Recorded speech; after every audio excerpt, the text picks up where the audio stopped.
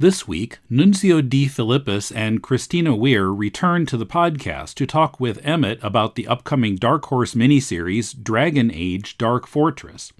And Emmet and I review the first 2 issues of W. Maxwell Prince's miniseries from Image, Ha Ha.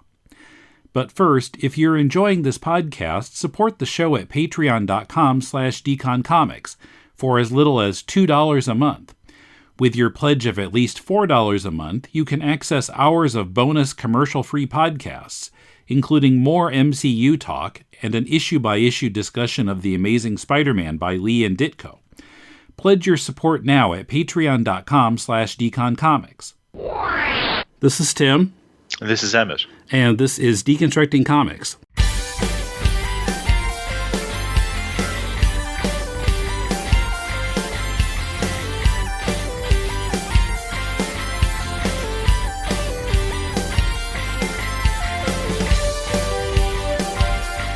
Welcome to Deconstructing Comics. This is Tim in Tokyo with Emmet out in the outback of Australia somewhere.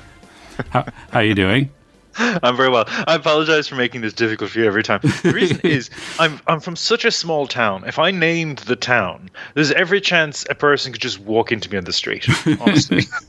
There's so few people here. Well, I'm just trying not to say Melbourne. This is not where you are anymore. It's not where I'm anymore. I'm outside the Ring of Steel. Yes, it's been a couple of months now. So Emmet not in Melbourne. Emmet not in Melbourne. But somewhere in Australia. We're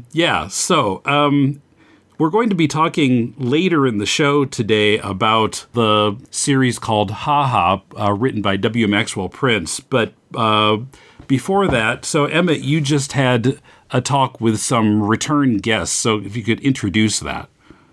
Certainly. So I just had a chat with Nunzio, DeFilippis, and Christina Weir, who we previously had on Deconstructing Comics, talking about the miniseries from Dark Horse, Dragon Age Blue Wraith, which is set in the video game world of Dragon Age from BioWare. They came back. We had a chat about Dragon Age Dark Fortress, which is the concluding miniseries to their. They had I think 4 or 5 interlocking Dragon Age stories. So this actually wraps all of that up. And it's at the time of recording, it's going to be released by Dark Horse at the end of March 2021. So it was good to sort of get a tease as to what the story is going to be and what storylines are going to be resolved and what this possibly means for fans of Dragon Age, what they can look forward to maybe. Some hints and speculation are raised in the conversation. Okay. All right. So here's that conversation. This is Emmet in Country Victoria. I'm on the line with Nunzio and Christina, who I previously spoke to about Dragon Age Blue Wraith, a mini-series based in the world of BioWare's Dragon Age video game. Today we're going to be talking about Dragon Age Dark Fortress, which is out at the end of this month, at the time of recording, and is also the concluding chapter to a series of stories that Nunzio and Christina did, Dragon Age Night Errant, Dragon Age Deception, Dragon Age Blue Wraith, as well as wrapping up characters' storylines from Greg Rucka's Dragon Age Mage Killer. Welcome to the show, folks. Thanks for having us. It's great to talk to you again. Apologies for the interruption, folks. This is Emmet from the future. I am cutting in here because, unfortunately, there was a technical issue at the very start of this interview. Thankfully, it wasn't a long one, so I just wanted to give some context to what happens here. There's a slight break after the introduction, and we quickly talked about the characters from Dragon Age Dark Fortress, including Sir Aaron Hawthorne and Vea. And then we got into talking about the lovely Minbari dog, Autumn, who is inspired largely, as mentioned in the previous episode that we had with Nunzio and Christina, by their own little pooper, Autumn. We had a lovely little chat about it, and unfortunately this has been lost. So I just wanted to include this explainer here. The tail end of that chat is still on the recording, so I'm going to cue that up now. But just to give you some context as to the unfortunately lost chat about Autumn, the dog. Thanks, folks. Have this Mabari, like they're running into Kunari, and when the Kunari are speaking Kunlat, she understands that. And when they're in Tevinter and they're speaking Tevene, she understands that. And when they're in Orlais, she understands Orlesian. And when they're in Ferelden, she understands the common tongue. So this dog is at least 4 languages on her fluencies. So it's kind of staggering when you realize it. Very good. So so far in the series, we've had Dragon Age Knight Errant, Dragon Age Deception, Dragon Age Blue Wraith, and now we've got Dragon Age Dark Fortress, which I haven't read because it's the upcoming series. We mentioned that there's this group of characters that are chasing the various MacGuffins, and they're now approaching Tenebris. I kind of had a sort of Dirty Dozen sense of this upcoming plot. Is that fair? That this ragtag bunch are going to try and break into this fortress? Yes, it is. It is a sort of collection of unlikely heroes that are being sent on, I guess, what you could describe as a sort of almost suicide mission, because it's not the Dirty Dozen in that, not to spoil anything, we're not planning on killing the vast majority of these characters, but good. the stakes are high enough that on some level they are disposable operatives to the Inquisition. This has to get done no matter what the consequences. It's also good in that Dirty Dozen way, in that as a group, there's a lot of strong fighters in there, but they are greater than the sum of their parts when they're working together. So they just have to figure out how to do that. And that's going to be part of the beginning of the miniseries. Is there's some issues they have to work out. Right. And not necessarily with each other, but with the world.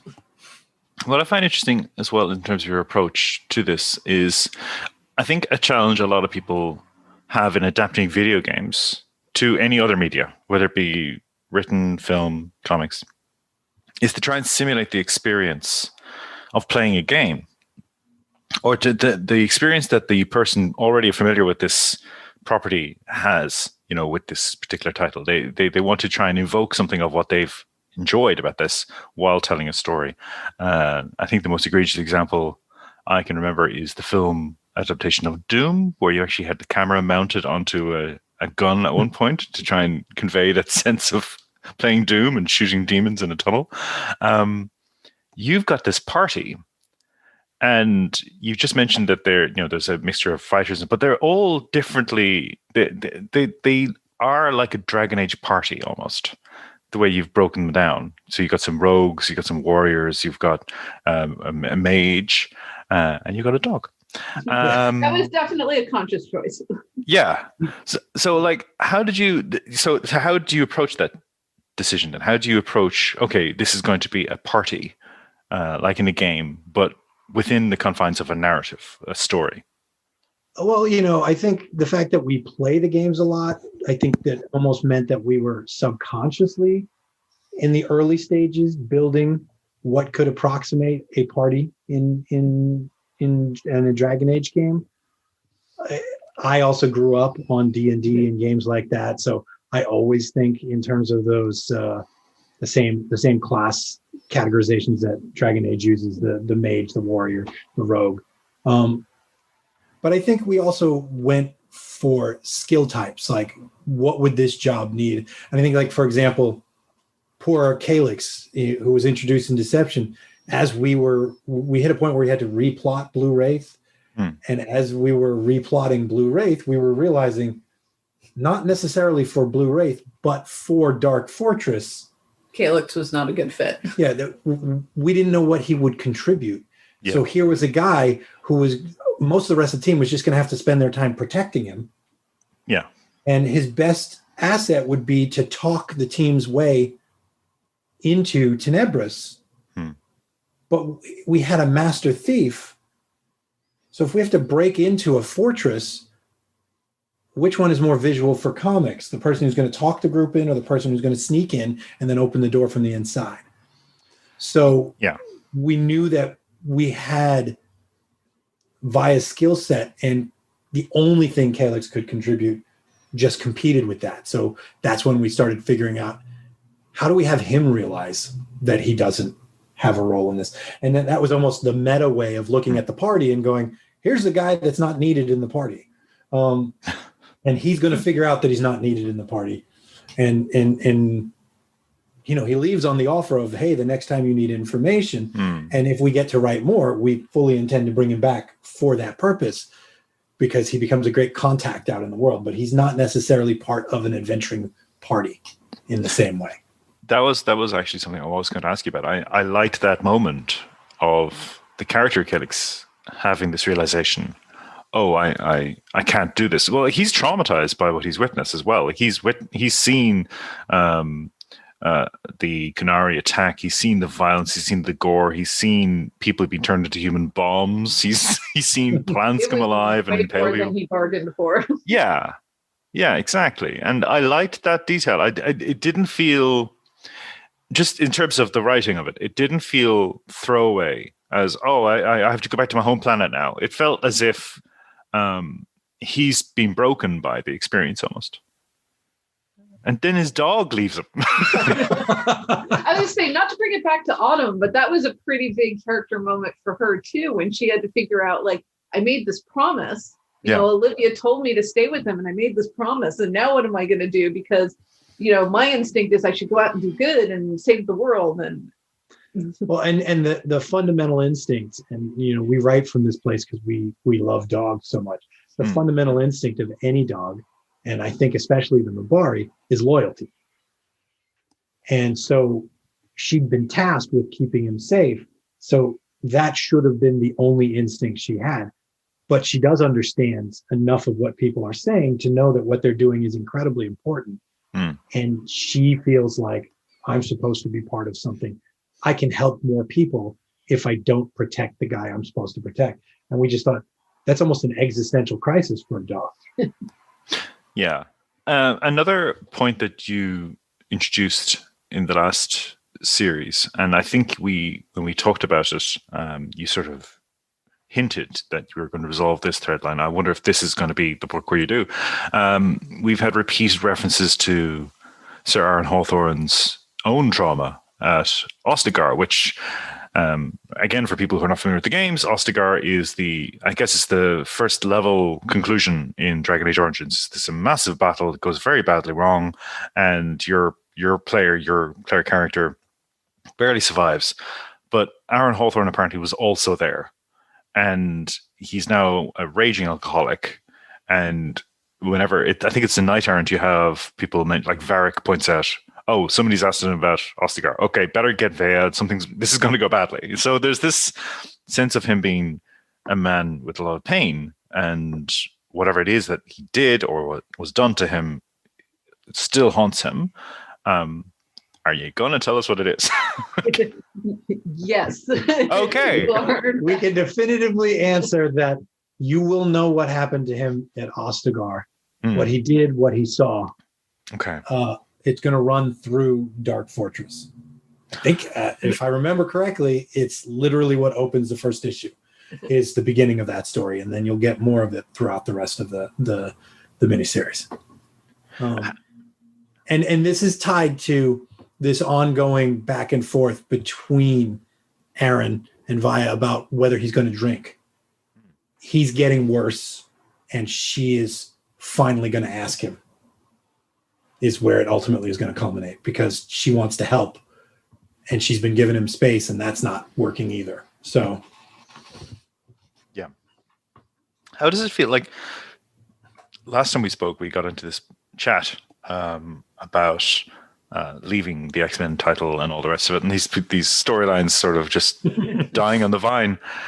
How does it feel for you folks? You can actually conclude these stories here. You've had these sort of sets of miniseries. I think that's quite an interesting way of doing it as well. You're working in somebody else's sandbox. You're working in a video game company's narrative world, and you're playing with these characters. You're introducing new characters, but they're owned by this company. And now you get to more or less conclude the storyline you were telling. How does that feel overall? I've been very happy as the pages have come in the pages of art on Dark Fortress.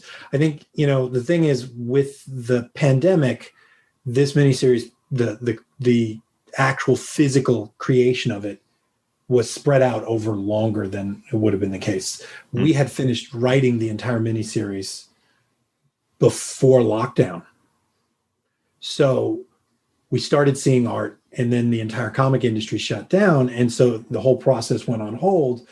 And then suddenly Dark Horse was like, no, we're still going forward. Let's get that art going again. And it was this magical rediscovery, because it had now been long enough since we wrote it that these pages that were coming in were almost new to us again. So we were watching the conclusion to the story we created and then revisiting our script, because whenever we get art, we then take a look at the dialogue and see if there's anything we want to change. So we would dive back into the script every time the pages would come in and almost rediscover it. And so when you can wrap up something like this, it's supremely satisfying.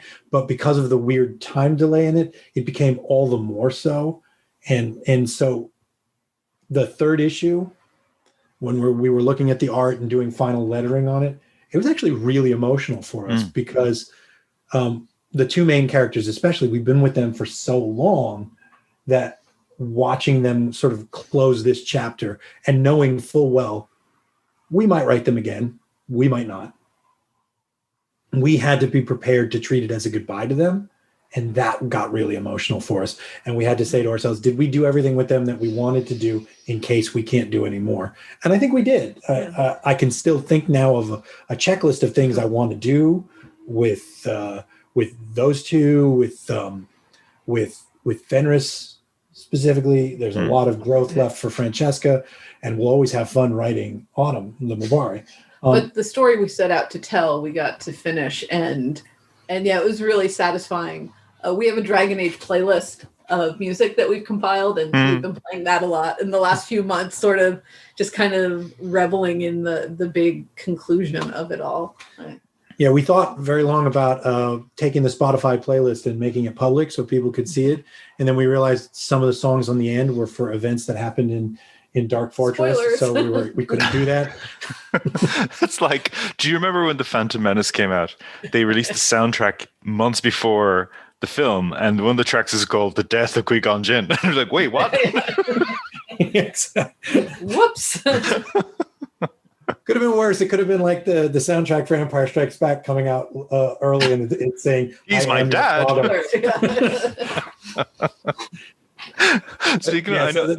There are things in there that even if the good thing about a playlist is we're not actually giving it track listings the same way but people looking at that could honestly start to deduce events if they heard some of the late tracks on it. I know we went on Twitter when this book was first announced, and we took artwork from the initial 3 miniseries that we did and a little bit from Mage Killer, and just put some songs that were on the playlist for characters and some relationships up. But we didn't do any of the songs that we had picked for events, because we felt like once we started with the events, we would undoubtedly screw up and put out an event that was coming soon instead of already covered. So, and speaking of fans, I find it slightly amusing that I raised with you that in the previous chat we had that Dragon Age fans are particularly passionate. And I think they look at your comics because we're still waiting for news of when the 4th game is coming out. So they were looking to your comics for some sort of signs of where the story's going. And I mentioned this YouTube channel that I follow. I said podcast, but it's a YouTube channel called Gil Derton by Katie. And I then saw that she did a video, and she actually segmented that piece of our conversation in the video. But I'd mispronounced her name. I think I just mispronounced her name again. I think it's Gil Derthalan, yeah. And she pointed out, okay, he's mispronounced my name, but I think he's talking about me. So I think I watched that video actually. So, but I think that's one of the appealing things about Dragon Age for me, just in terms of an overall experience as somebody who enjoys the games and enjoys the media.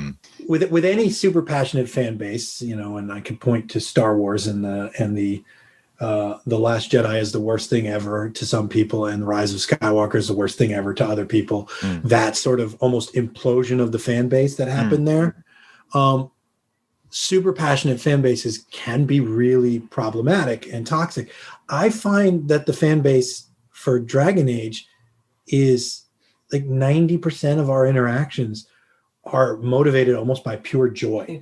And even when people are frustrated by decisions that are made, there's this deep love of the underlying property and the world that shines through, and it makes it fairly easy for us to engage even with people who are mad. Like when people are mad that Fenris isn't just missing Hawk or ready to go back to Hawk or happily married to Hawk with children, I think was the example that I mentioned before. Like everybody has a vision of how their Fenris Hawk romance carried into the future. And we built off of the one that played closest to Hawk leaving Fenris behind. And we had to play with maybe Fenris wasn't the romance for Hawk. Maybe Hawk has no romances at all. So we had to build something that worked for all of that. And there are a lot of people who were disappointed that Fenris gave that big speech about people use you and so on. But, even the ones who are disappointed, they've been really respectful. I have to say, I was nervous. I mean, I was so excited to write Fenris because he's definitely one of my favorite characters, but I was also nervous because I know how much the fan base loves him. And anytime you take on something like that, you risk the wrath of people or disappointing them or whatever. And there were the fans who had that reaction. But even so, I mean, it was never disrespectful. It was never like... I wouldn't say never. I've seen it, like if you troll Twitter enough, if you troll Tumblr enough, and you search for Blue Wraith, for example, just to see what the reactions are, you'll find some people who are like, I hate these writers for having done this. But you may have shielded me from those people. I don't share those with you. But like they're also very few and far between. Like there are people who are like, I hate that he said this.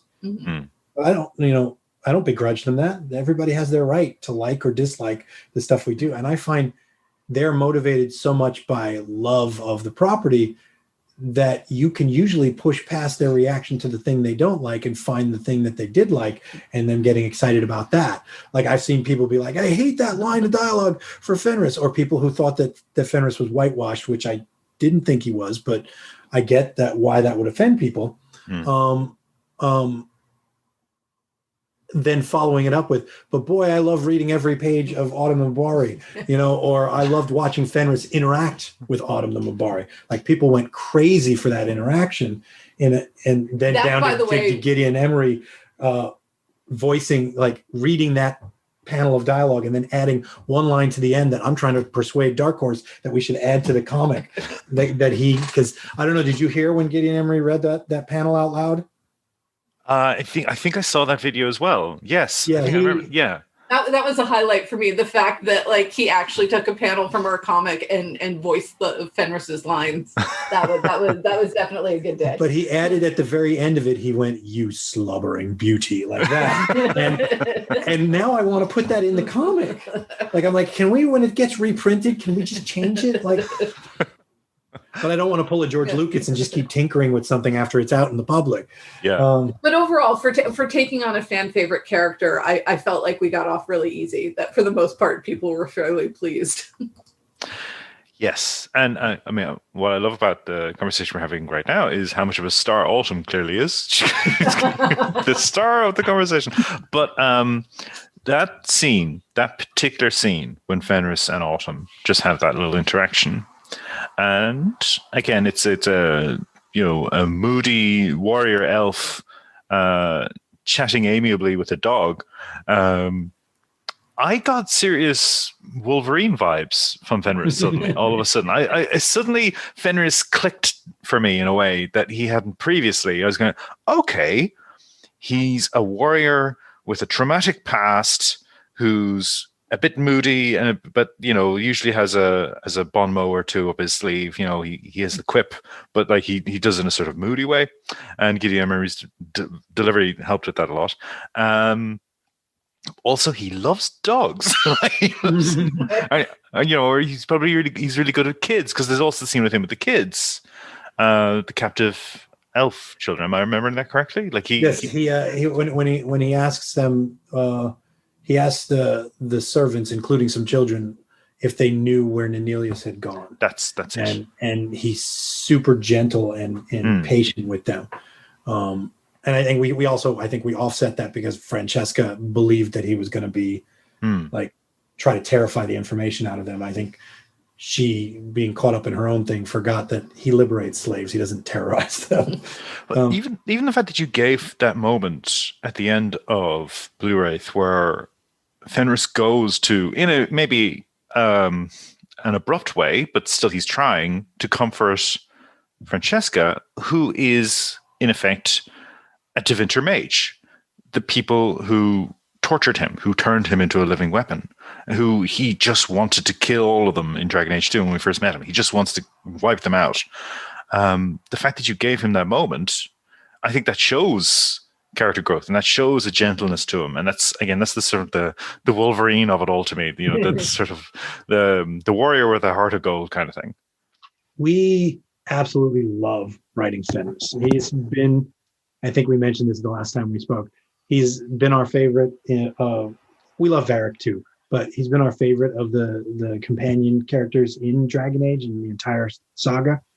And there is an almost Wolverine to him. This sort of, he is, to borrow a phrase from Wolverine, the best there is at what he does. Yes. And what he does is definitely not pretty. But you see, and he does this all the time in Dragon Age 2. He will leap to conclusions and snap at you and be angry. And if you can explain what you're going for, he will go, I am sorry, that was wrong of me. There's such an innate decency to a dude who really has no reason to want anything other than the death of his enemies. And then there was the one moment in Dragon Age 2 where he meets, where you can click on the Hawks Mabari and see various companions interacting with the Mabari, and Fenris tells the tale of how the Mabari were bred by the Tevinter to be a weapon, and he finds beautiful irony in the Ferelden using them to fight the Tevinter, or something like that. And it was that moment that we internalized, like, that was Fenris in his still closed off way, trying to tell anyone who would listen, I love dogs. and I see myself in this particular breed of dog. And so we just decided to run with it and say that all these years later, he's more comfortable expressing that kinship and that affection to a dog. And as we all know, if you're comfortable expressing affection to a dog is probably going to like you. And so she took to him too. And I think she can tell he doesn't give affection freely, and that him giving it to her means something. As for the thing with Francesca, he's not great at human interaction yet. So he tries there, but it's not what she needs in the moment. Strangely enough, that is a tiny little through line that runs through Dark Fortress, is that Fenris, in his attempts to sort of grow closer to people, is trying to figure out how to say or do the right thing in certain situations, but he's not very good at it yet. And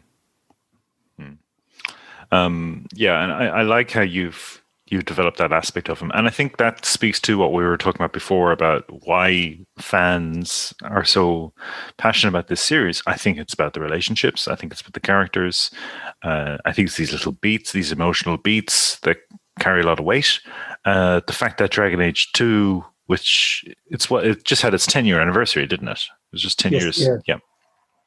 Which was maligned for being a game where a lot of game critics, a lot of fans gamers, let's say, didn't like the fact that you had repetitive gameplay.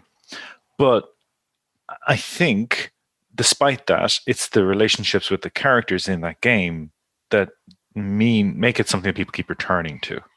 People keep coming back to it, Dragon Age 2, because it's just the interactions with these characters, and they're really well written,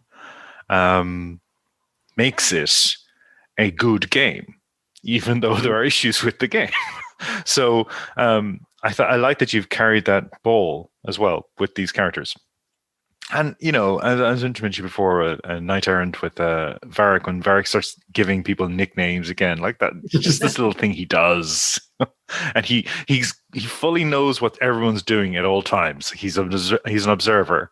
I enjoy that. How do you approach this in terms of, all right, we're going to introduce this concept? Because I read Tevinter Nights finally. That's the correct title, isn't it? It's Tevinter Nights. Yeah, and the anthology book full of tales. So that, like your comic series, seems to be broadly hinting. I'm not going to ask you direct questions again. It seems to be broadly hinting. Okay, Tevinter, Kunari, stuff's happening there. We're going to be telling lots of stories about this. But there was one story in that collection, and it felt like a Clive Barker story to me. It felt completely different. It was set in Dragon Age. It had concepts and characters that were familiar from Dragon Age, but the creature, and the threat was very Barker-esque. And I just wondered, how much leeway do you have as writers in this shared universe, this owned property, to introduce concepts, or introduce new ideas? Some, to be completely frank, you know, when we were plotting, we always knew with Blue Wraith we were going to explore the origins of Fenris's power. Even when we had a completely different story, there was going to be that story was going to be about someone else trying to figure out how Fenris became the way he was. So we always knew we were going to do it. And when it came time to sit down and figure out the backstory of Fenris, we introduced the sarcophagus, and the BioWare team were like, that's great. And it doesn't quite mesh with what's in the World of Thetis book. But what's in the World of Thetis book, if you tried to put that as a ticking clock at the end of a chase scene, you couldn't do it in the same way. Like these stories are about someone using that sarcophagus. So the fact that the World of Thetis book says it takes weeks, it's like, oh, okay, well, the ritual's going to start that takes weeks. Let's stop and have some lunch. We don't need to hurry to stop it. You know, like, so we had to create something that would move a little faster. And so we were changing the lore a little bit, and they loved it. And their response was, all right, let's figure out who designed this, who built this, and therefore which society's style the sarcophagus would be in. Like, they jumped into it, and then they sort of, near as I can tell, bent the lore a little bit to fit what we were doing. And now it's part of the world lore. Now, I don't think they're necessarily going to use the sarcophagus in Dragon Age 4. We've seen no indication that they would do that, but it wouldn't surprise me if they did, because of the way they sort of jumped in and started getting excited about the idea. So we can bring in things. We, by and large, know that our mandate is to work with what's there and then build new characters to explore what's there. So we don't spend a lot of time trying to reinvent or invent new things. Right. We're just going where the story leads, but they've given us a lot of leeway to go where the story leads. And some of the sort of fan speculation of this new Dragon Age 4 art that's emerged, one thing that I liked about it was certain people observed that there were assets that had appeared in the first game, like you'd walk right past them, and now apparently they're hugely important to this latest game. There's things that are sort of being used. So I feel like the folks who are making these games and working with BioWare, nothing goes to waste. Like, if there's something there to use, they possibly will use it. But if not, it's still there. It's you mentioned before that you had all these art assets from the studio as well, like just to give you a frame of reference for what this place is. And I think that's interesting as well. There's a very fixed idea of what's going on in this world, but there still seems to be a degree of flexibility. Yeah, like I said, they were flexible with the sarcophagus, but at the same time, they went, all right, well, the sarcophagus, like, we had conversations about who built it. And a little less so, but with the implication of to what end. Yeah. And so they started sending design work from multiple games from the society in question and said, can you design, said to Fernando, can you design this sarcophagus so it fits with all of the rest of this? Yeah.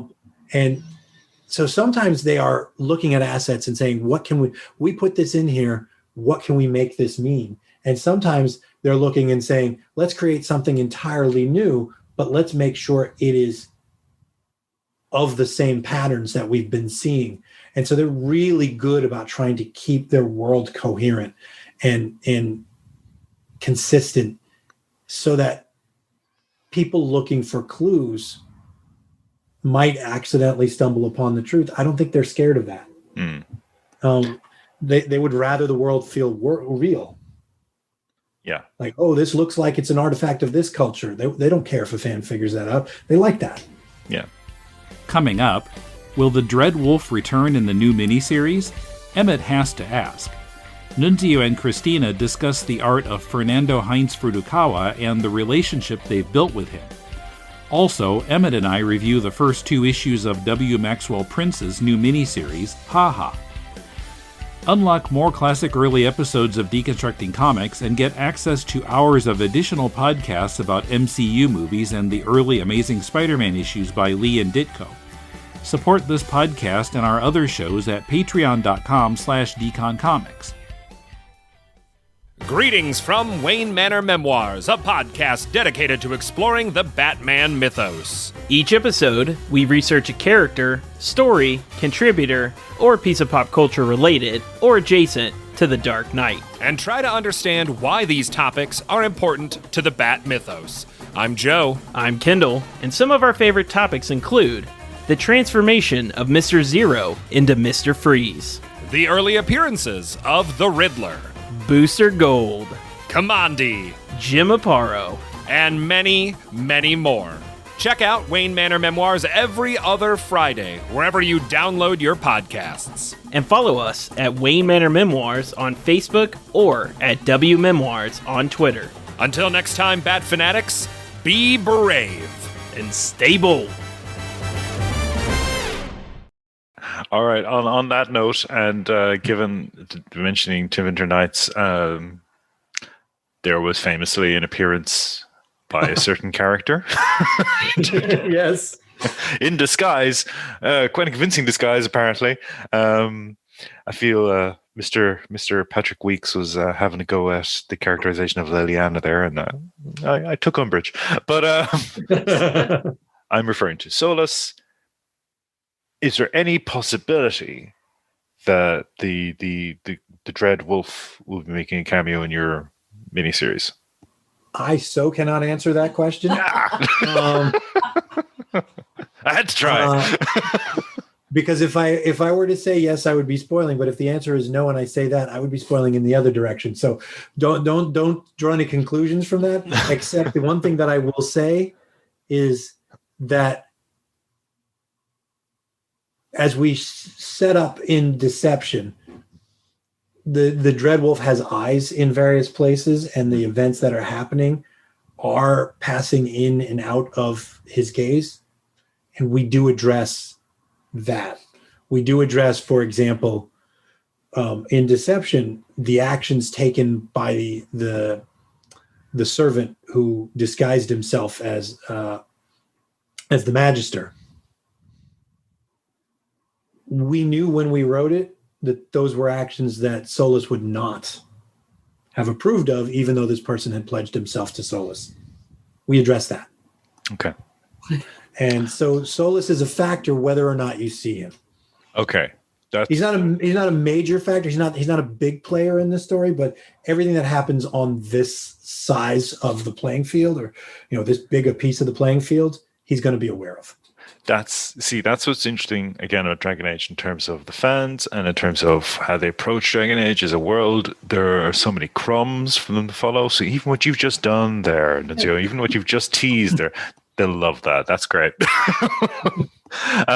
We mentioned Fernando Heinz Furukawa there in passing, but I just wanted to give him a shout out too in terms of his art, in terms of his approach to the series, and his use of spectacle of violence is quite yes, interesting approach. I had not made the connection that he was the artist on Crossed 100. Like that hadn't occurred to me. I think I'm correct at that. So I just had a sense of, his coming onto a book like that, where you've just had Alan Moore setting up all this stuff, and then he has to follow up on that.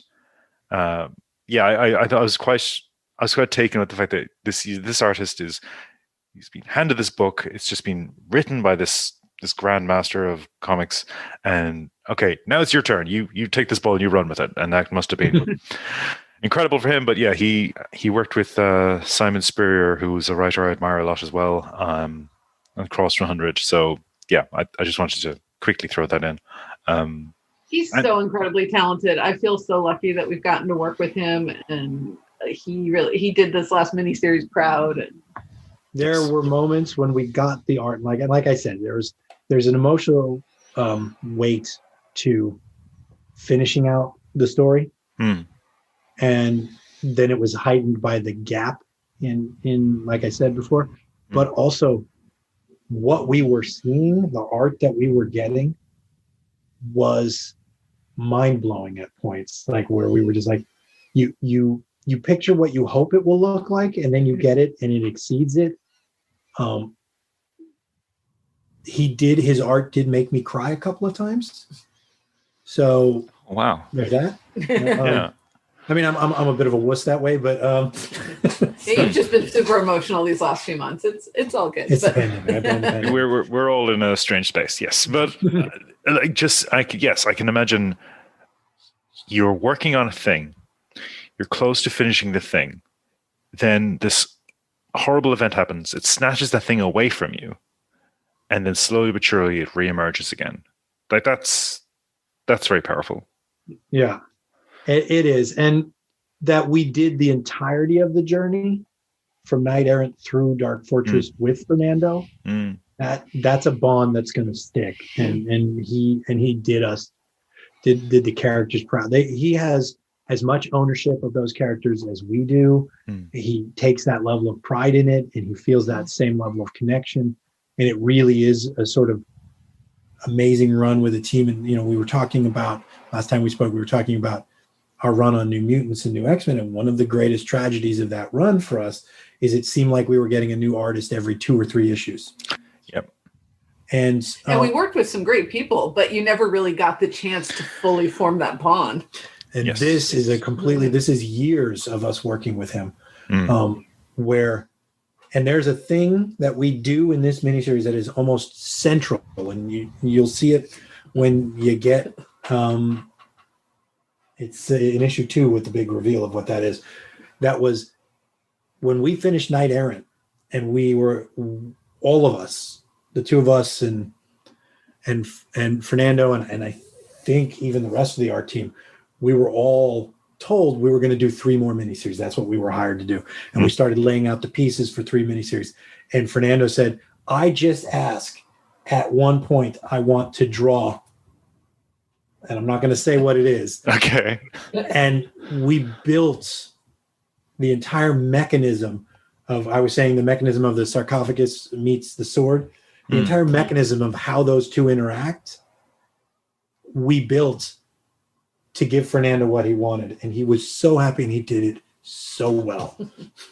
That's the beauty of the collaboration. That's the nature of the collaboration. There needs to be give and take.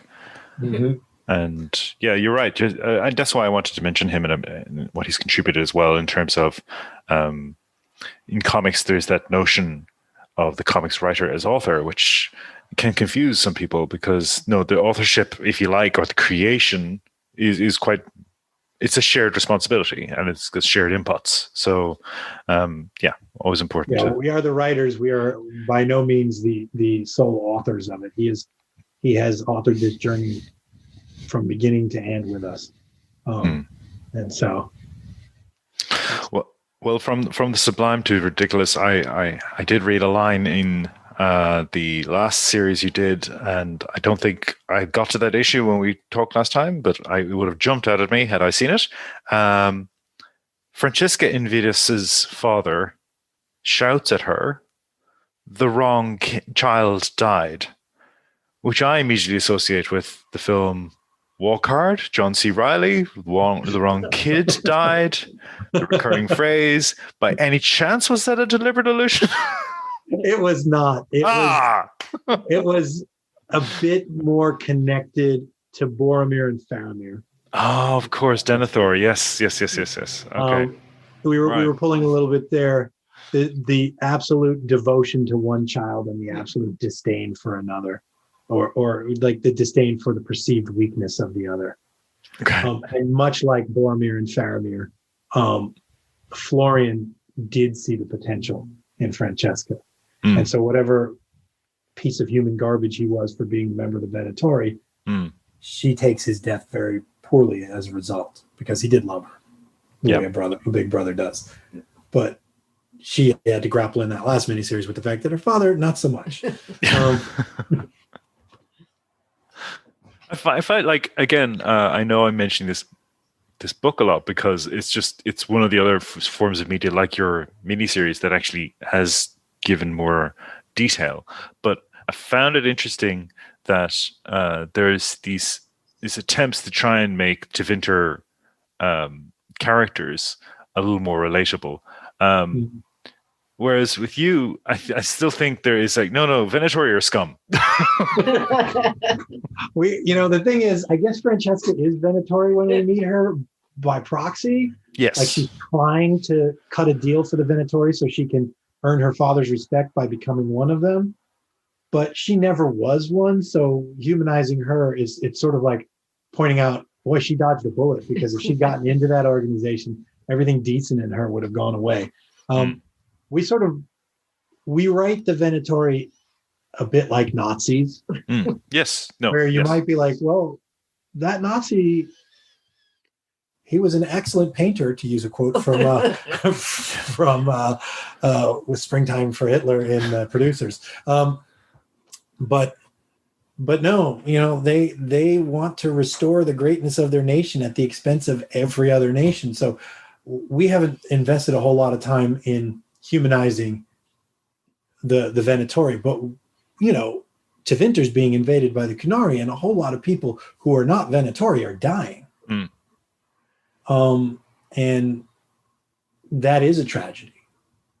And there is a beauty to being free about magic that can make Tevinter appealing.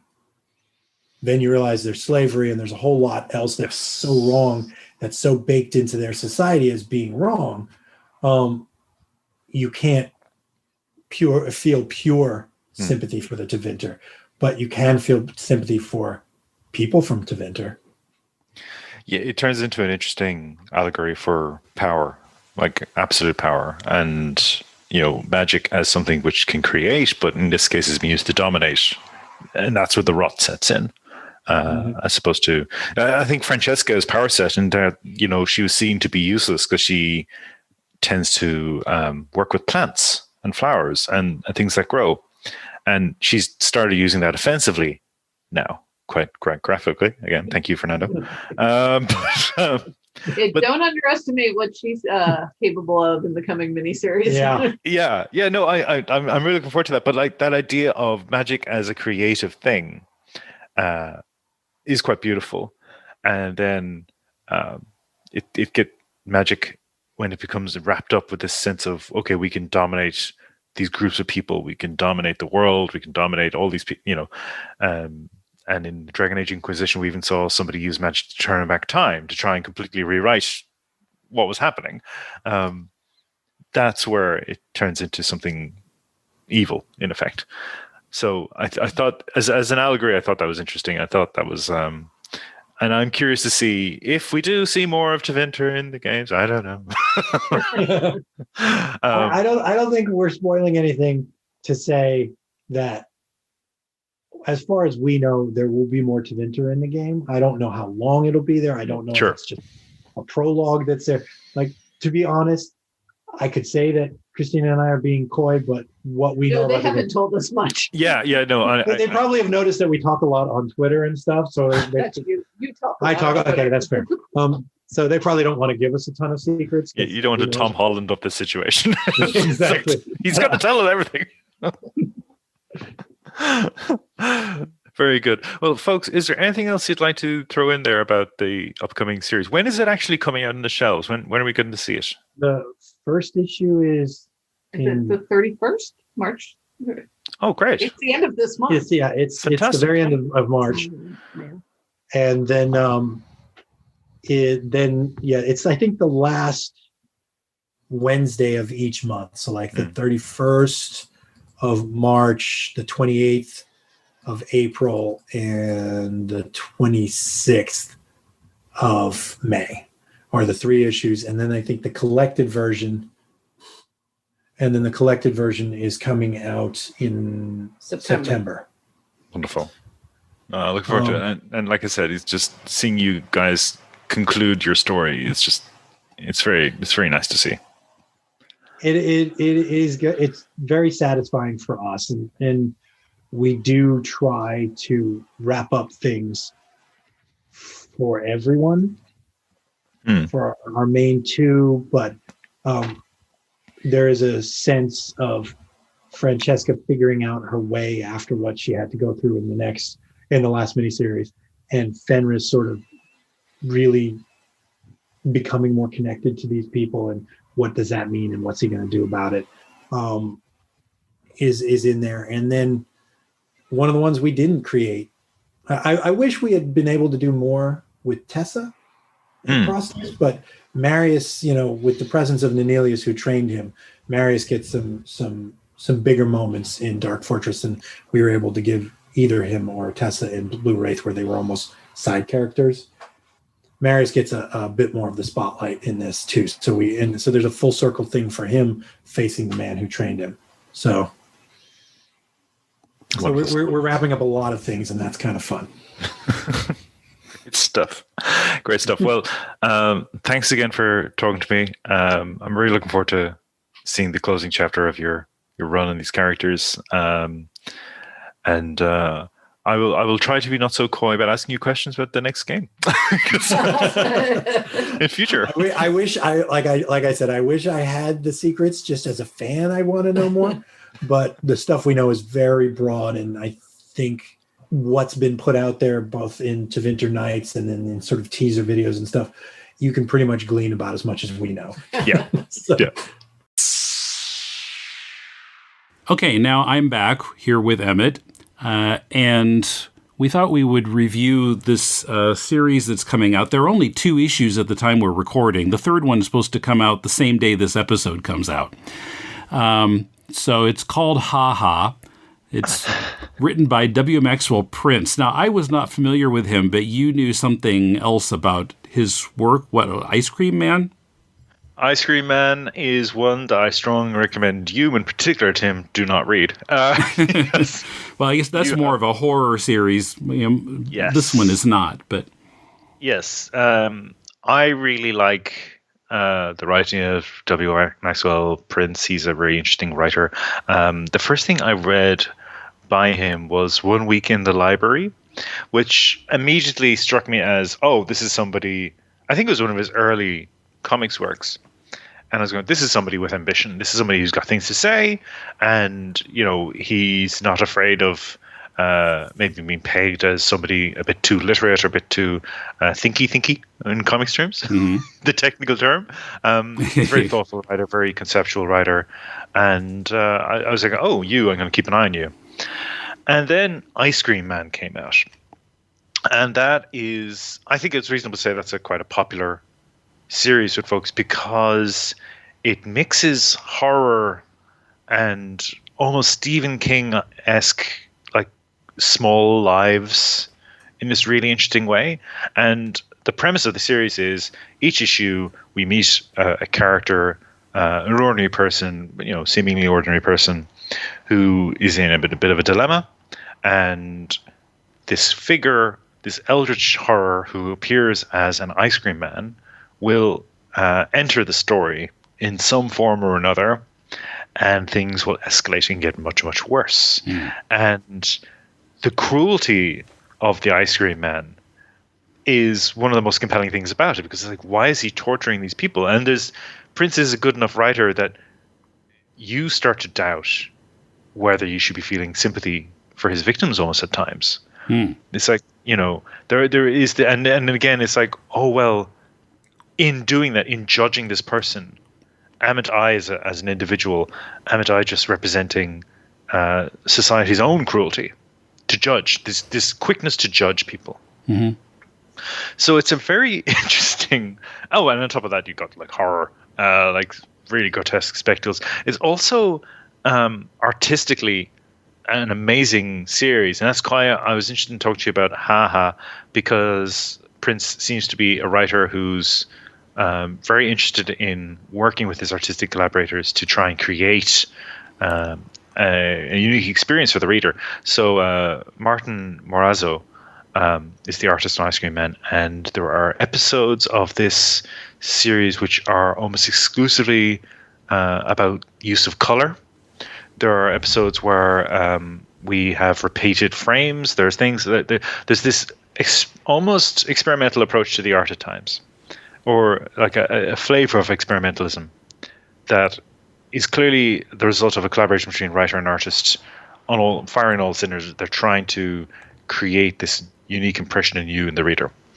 So Ice Cream Man I would recommend to everyone else except for Tim. So I'm not a horror guy. Not a horror guy.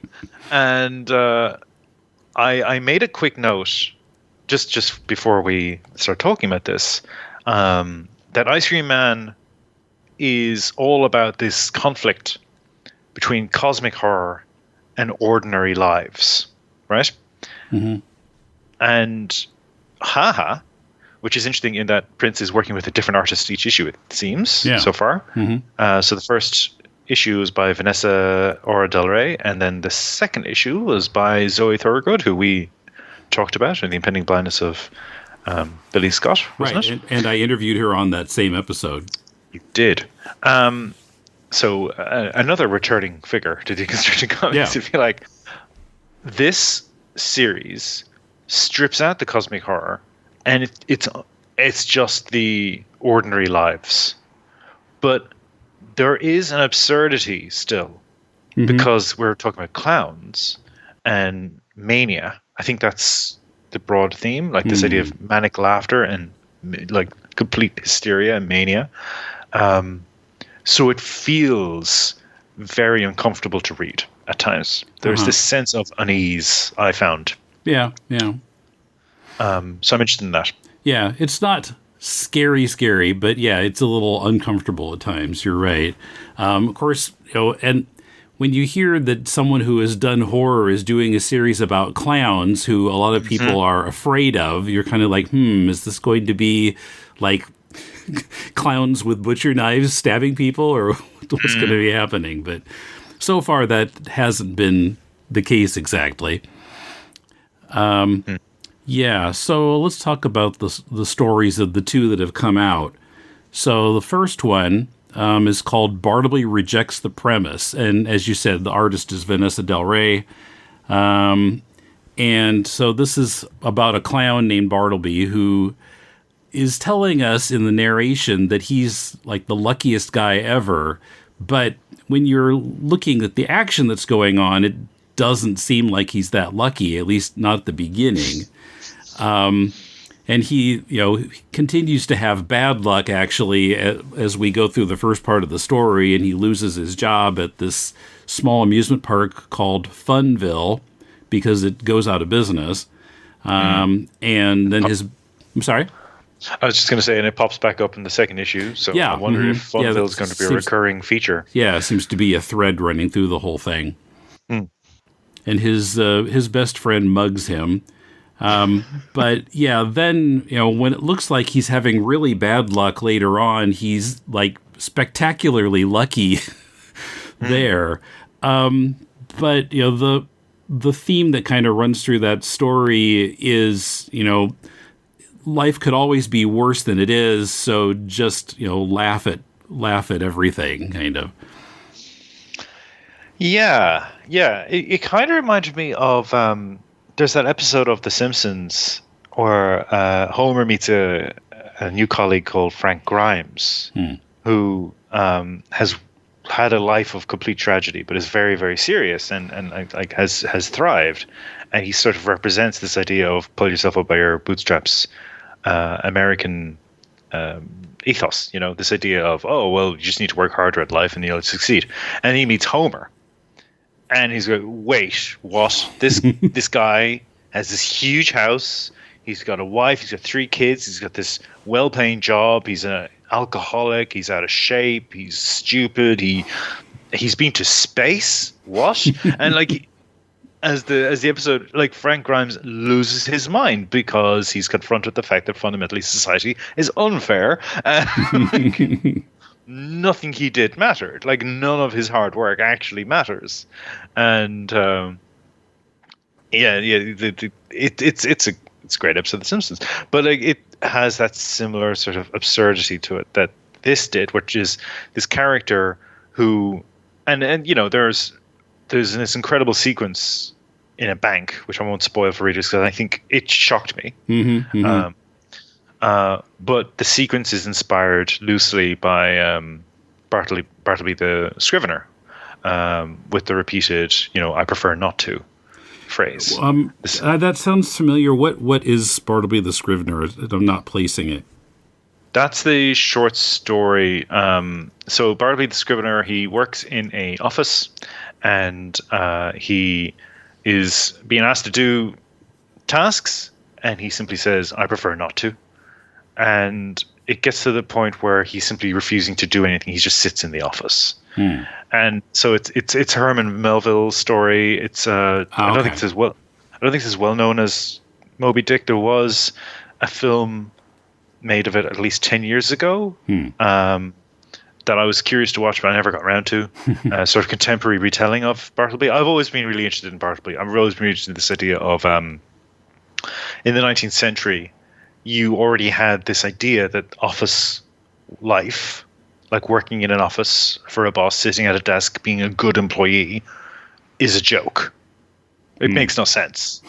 And, you know, I have a day job, and I used to go to an office, and because of COVID, now I work from home. Okay, so I'm sitting at my work desk right now as I speak to you, Tim, that I use for work. So now my workplace is in my house, and recently there's been sort of calls for office employees to go back to work, go back to the office, and I'm hearing a lot of folks say, "Why? I can do this from home. Yeah, in fact, I can manage my life much better because I don't have to commute. And if I have to run an errand, I can balance my workload with the requirements of living with a partner, living with a family, living with kids, whatever it is." So now that we're actually, it took a global pandemic for us to actually reckon with, well, why are we in an office? And Melville was asking this question almost 200 years ago. Wow. And I'm not sure how much Prince is leaning on that, insofar as our main character has a job. He's trying to provide for his family. He's a failure. And he just laughs because what's the point? So it's an interesting sort of reflection on, I think it's a reflection on Bartleby the Scrivener, but also it's an interesting reflection on what we look at as a successful life. And the last page of this story, like, the character's wife, her shame, like he's convinced she's going to leave him, and her utter, would you call it disgust at him, like contempt for him? It's quite it's very sad, but it's also quite funny in a way. And I think that's the line this comic walks. It's happy sad. It's like that sense of a Taika Waititi movie, where at one point you're laughing and the next moment you're crying. You know, that sort of approach is what Prince has taken here. So Vanessa DelRey, I was looking around, she's done work for Boom Studios and for Marvel, and a lot of what she's done has been not maybe some of it kind of horror or at least like darker stories like Punisher. And I thought her style was kind of an interesting choice for this. Because at first I wasn't sure that it worked, but as I'm thinking about it now, it does sort of, again, straddle that happy, sad line. It depends on how you look at it. It's kind of dark, but it's also, she's drawing clowns and I don't know. I'm not sure what I think about. It's good art, but just the style of it for this story. What do you think? I thought it worked in terms of there's a sort of roughness to it in terms of her line, and you're right. Like I was watching, I was going, okay, it's why this approach, and then as this character's fall begins in earnest, like as you say, he gets mugged by his friend in a parking lot, having just been laid off for his last wages. Although there's he's not entirely an idiot. But his sanity starts to fray more and more, and then there's the incident you mentioned before. Like he's in this weird mental space, and that's when Vanessa's art actually becomes increasingly abstract at times, and that's sort of anticipating what's going on in his brain, in how he perceives the world. It's altering, and then we have a snap back to the wife's perspective, if you like, in the final page. Yeah, I liked it. I thought it was very strong. I thought it sort of put us in this really sad space of this character. Like his suffering is somehow drawn out by it, and the attempt to laugh in the face of pain. There's this quality to it I quite enjoyed. So yeah, like I'm looking at her work. I can see I read The Empty Man, which she did, and she's also worked on things like Zero, which I read, and The Wicked and Divine. I don't recall her issue. They didn't finish that, but Bitch Planet. So she's done a bunch of stuff like that's quite interesting. So I think Prince's approach in terms of the collaborators he's chosen for this, I can see we're also going to be getting Gabriel Walta and Roger Langridge. I think they're all interesting choices. They're all folks who are capable of, typical comics fare if being asked to, like Roger Langridge did a Thor book, which I was a big fan of a couple of years ago. But also they're very good at, let's call it domestic detail, like people's home lives. And I'm wondering if that's what we're going to be getting. This sort of idea of the suburban space being very emotionally fraught. I wonder if that's what this series is going to keep dipping back into. Because the second story as well, like the Zoe Thorogood issue, that also has this sense of ordinary life and then getting interrupted, if you like. Yeah. Well, I love Zoe's stuff. I had no complaints about the art in this second issue at all. I love her work. And yeah, so the second issue called Rudolph on the Road to Funville. Rudolph, through most of the story, it's actually a flashback, is a little girl. And she basically runs away from home with her dad to run off with her mom, who says she's going to Funville to work there. And her mom is always wearing clown makeup. And we learn from the narration that she was found to be kind of going crazy. Yeah. Mentally ill, let's say it that way. But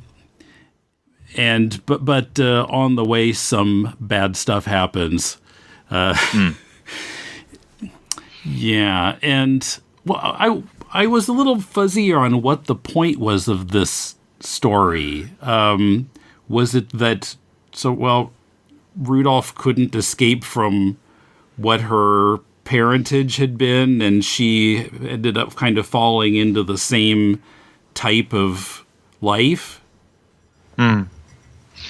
Yeah, and her mum's sort of written off by the official record of what happens in this story. I'll put it that way, as being schizoid, and we then see Rudolph as an adult,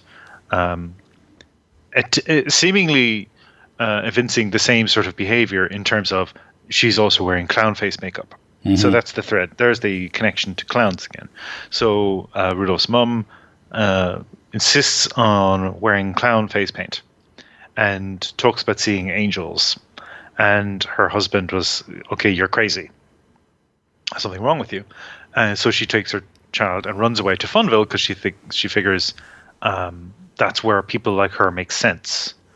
So there's this scene, there's the sense of her trying to connect to something else that she can't have in her life. And when we first meet Rudolph as an adult woman reflecting on this incident from childhood, she's wearing clown face makeup.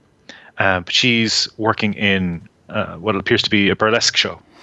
Right, and we see that roadside burlesque in the very first panel with the sign, "Tonight, funny girls, fetish femme fatales." Yes, so fetish femme fatale. So there is this sense of the burlesque is about freaks. So the first performer we see has incredibly long nails. Yeah. And she's been hooted at and hollered at by the audience as well. So there's this sense of the strange, the people who don't fit in.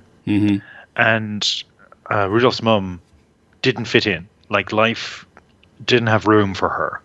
So she puts on a clown face makeup and decides to go to the to Funville. And then things go wrong. But there's also this idea of sex work that keeps popping up in the issue, and it seems to be. And I'm not as well informed on this as I should be. I haven't done all the reading, but like there seems to be this idea of the alienation of women in the world and the role of sex work in terms of when all else, in terms of it's a source of revenue, but also there's incredible degree of risk. So it's touching on that. I don't know if it. I'm like yourself. I'm trying to interrogate in terms of, okay, does it have a particular comment to make on this, or is it the fact that the mother and daughter both seem to be on the margins of both performing as a clown simultaneously with sex work?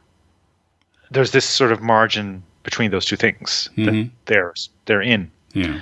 So what is this saying? Is it the absurdity of being a woman and being excluded from so much of life, and then being expected to be bodily available at the same time? Sort of entertainment in a way. Yes, yeah. I think that maybe. Okay. Thank you, Tim. I think you threw me a life raft there. I think that's the line. Because clowns and sex work are both kinds of entertainment. Yes. So I believe that's where Prince is going with this, and Thorogood's art has this. We've talked about her work before, but the sort of clean line, the detail of it, lends itself quite well to this story. And quite a contrast to DelRey. Yeah. Yes, huge contrast. Because DelRey is so dark and sketchy, and Zoe's stuff is so bright and clear and sharp. Yeah. It cuts like a knife, though, because I think, our Bartleby friend sort of drifts off into his own inadequacy.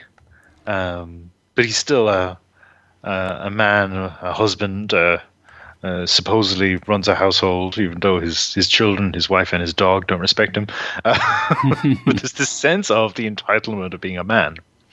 Whereas being a woman in this story, there's this sense of your role is clearly delineated. You are excluded from all these parts of life, or these aspects of life that you don't have any control over.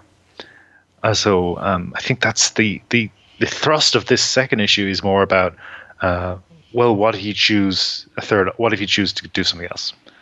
What if you choose differently? What if you choose to break away from that role? I kept thinking of John Updike when I was reading these comics.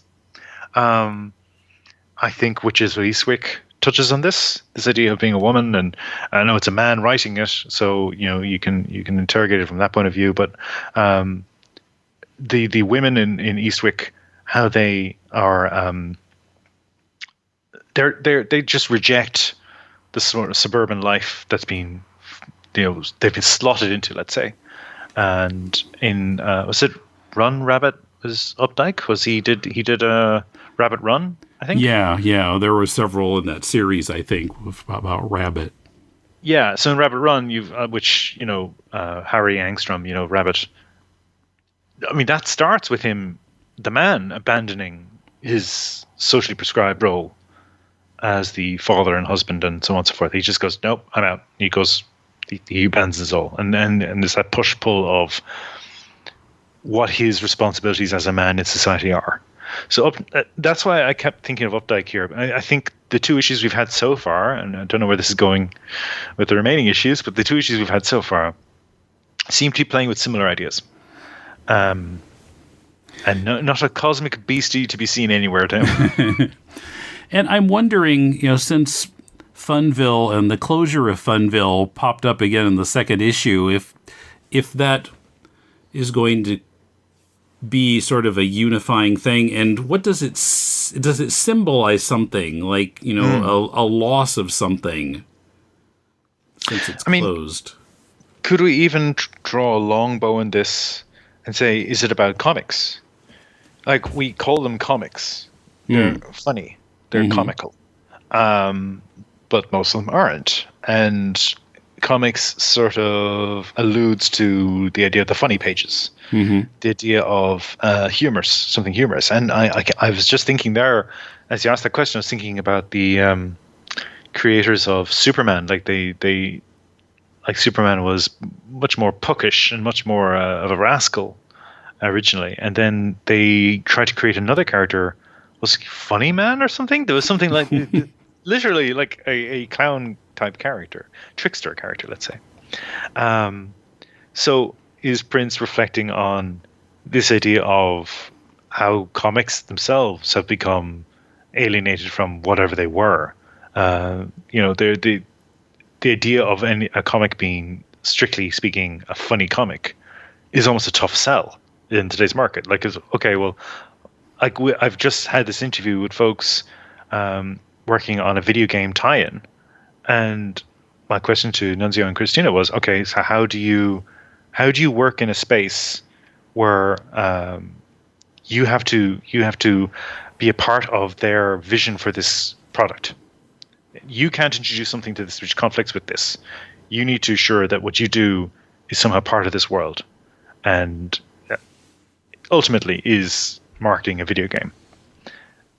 So you're talking about IP, intellectual property. How far removed from that original sort of idea of comical entertainment has comics gone? Yeah, interesting. Well, yeah, it's well, I mean, it's not the only medium that has a kind of arbitrary name. The novel is also kind of oddly named, but yeah.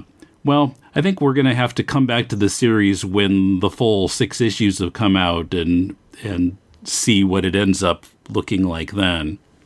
Yeah, so just on that, Tim, did you like them? You've read 2 now. Did you like Mr. Prince? Did you like his work here? Yeah, it's interesting. I think I do want to read the rest of it. Yeah, the Roger Langridge issue is coming out on the 24th when this episode comes out. So, excellent. Haha is published by Image. Issue 3 is out today, March 24th. Dragon Age Dark Fortress is published by Dark Horse. The first issue will be out next Wednesday. You can help Deconstructing Comics and all our podcasts by joining us on Patreon at patreon.com/deconcomics, and go to deconstructingcomics.com to connect to us on Twitter, Facebook, or YouTube, to shop on Amazon to support the show, and to find links to subscribe to the podcast. Next week on Critiquing Comics, Emmet and I critique Pierre Dola's The Corona Bible. Till then, this is Tim, and thanks for listening to Deconstructing Comics.